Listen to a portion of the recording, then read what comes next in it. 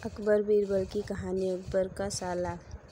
बीरबल की बुद्धि और समस्या को भांप लेने की कला के कारण बादशाह उन्हें खूब पसंद करते थे। इसी कारण से दूसरे लोग बीरबल से उतना ही जलते थे। इन जलने वालों में एक अकबर का साला भी था। वो हमेशा से ही बीरबल को मिला हुआ खास स्थान लेना चाहता था। बादशाह जानते थे कि बीरबल जैसा कोई और नहीं हो सकता।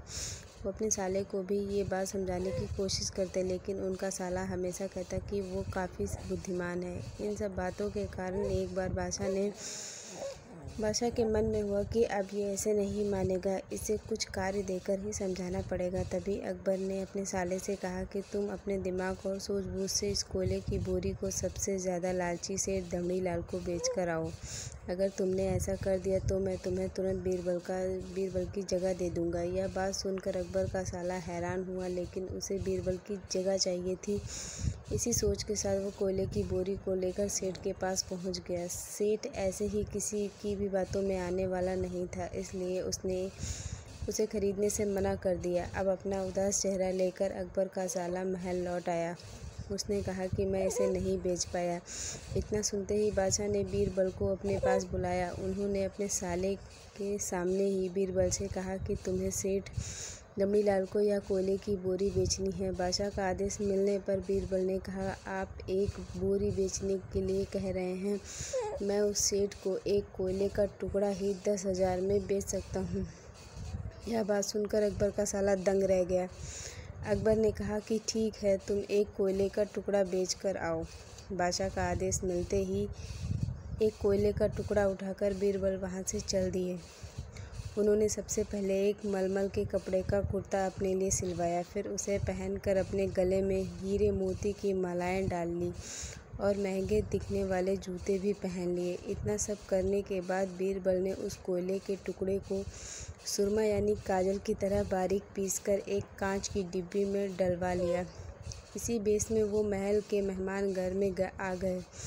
फिर बीरबल ने एक इश्तिहार दिया कि बगदाद में एक जाने माने शेख पहुँचे हैं जो जादुई सुरमा बेचते हैं। सुरमे की खासियत में बीरबल ने लिखवाया कि इससे लगाने वाला अपने पूर्वजों को देख सकता है। यदि पूर्वजों ने कोई धन छुपा कर रखा हो तो वो उसका पता बता देंगे। इस इश्तिहार के सामने आते ही पूरे नगर में बीरबल के शेख रूप और चमत्कारी सुरमे की बात होने लगी। सेठ दमड़ी लाल तक यह बात पहुंच गई। उसके मन में हुआ कि जरूर मेरे पूर्वजों ने धन गाड़ कर रखा होगा, मुझे तुरंत शेख से संपर्क करना चाहिए। इतना सोचकर दमड़ी लाल शेख बने बीरबल के पास पहुंचा। बीरबल ने जानबूझकर उन्हें पहचाना नहीं।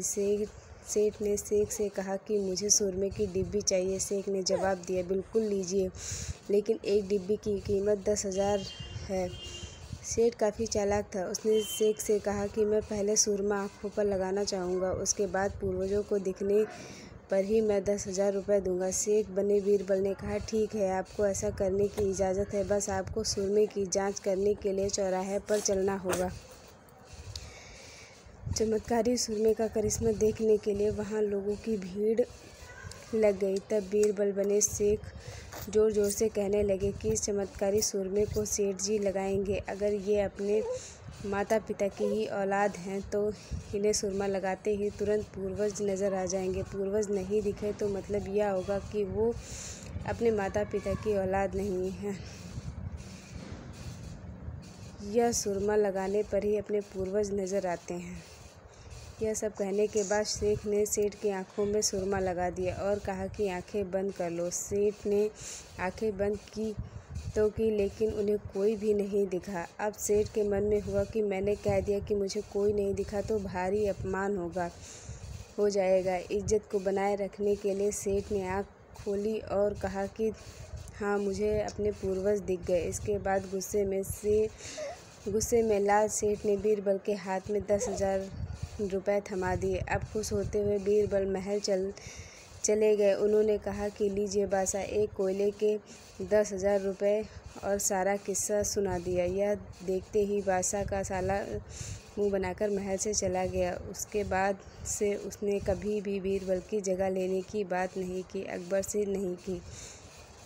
कहानी से सीख, किसी से ईर्ष्या नहीं करनी चाहिए और अपनी काबिलियत को साबित करने के लिए बुद्धि का उपयोग करना ज़रूरी है।